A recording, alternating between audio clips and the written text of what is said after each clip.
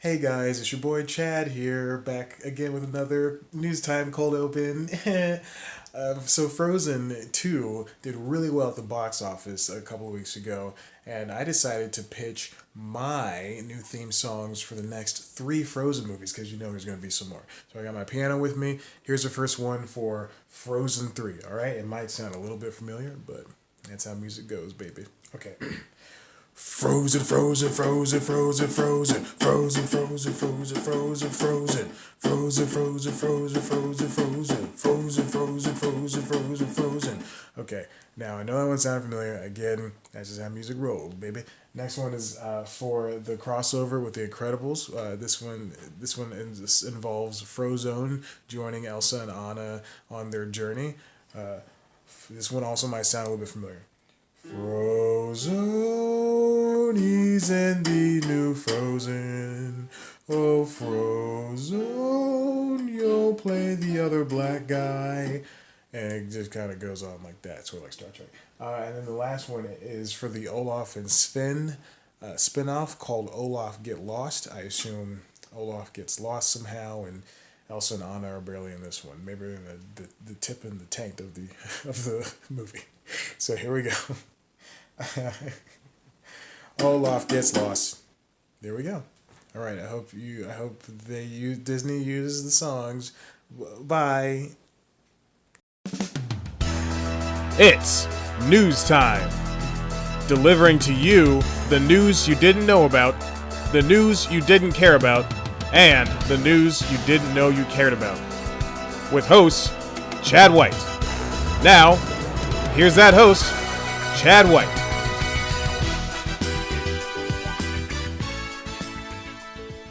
Welcome back to News Time. I'm your host, Chad White, and this is the box office news that you didn't know about or even want to hear. It's been a week since the third biggest holiday of this season.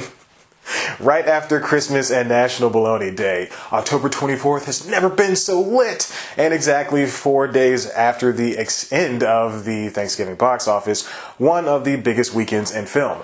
Well, it used to be. Movies like Frozen, Unbreakable, and 102 Dalmatians, some of the greatest movies of all time, made history during this holiday period of years past. As time has moved forward, though, those numbers are changing. As you probably heard, box office performance of recent years has been poor.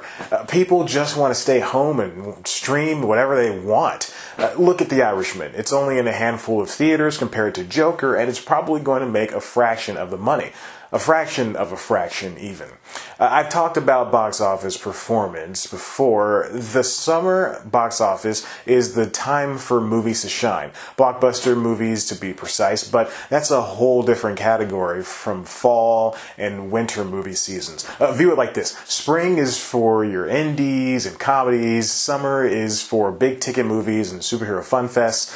Mostly franchises with potential IP. Fall is for movies that don't fit into any specific categories. Superhero movies that aren't expected to do too hot, and same can be said for comedies. Bigger named indies and stuff that might do well during award season.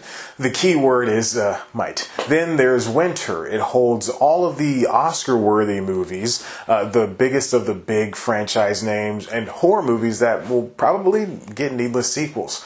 2019 Thanksgiving box office was a change in direction. 4 movies overperformed, and guess what? They weren't based on any previous IP. Knives Out, Ford v Ferrari, A Beautiful Day in the Neighborhood, and Queen and Slim, the last of which was the only movie to feature more than one person of color in a speaking role, made $264 million total. That number is 16% lower than last year's $315 million, but it's really, really good still. I promise. Seriously, guys. Why do these movies outperform? Well, shut up. It could be the abundance of factors. Audiences could just be tired of all the franchise movies, which is unfair to say because Avengers and Joker both outgrossed every movie that came out this year 3 times over. Or maybe Black Friday shopping had something to do with it. People are out anyway, so why not see the movie?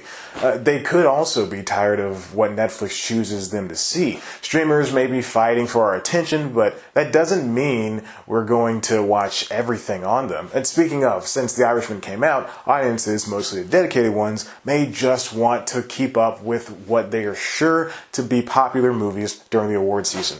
All of the analysts in the world couldn't have predicted this spike in moviegoing. The point is, the Thanksgiving box office did exceedingly well this year, unlike me during this episode of News Time. That's good news for moviegoers, theaters, filmmakers, actors, and everyone in between. Since all the movies were original ideas, perhaps this will open the door for more singular movies to be released. You know, kind of like how they were of decades past. And speaking of decades past, why don't you subscribe and check out one of our other videos of YouTube's past. You can follow us on Twitter at Sleepless Comedy and Instagram at Sleepless Comedy. Follow me on Twitter and Instagram at ChadBlackWhite. Like us on Facebook. Listen to the Constitutionals podcast wherever you get your podcasts. And now it's time for me to pitch my sequel to Disney's Steamboat Willie. It's called Steamboat, and it's racist? Okay, well,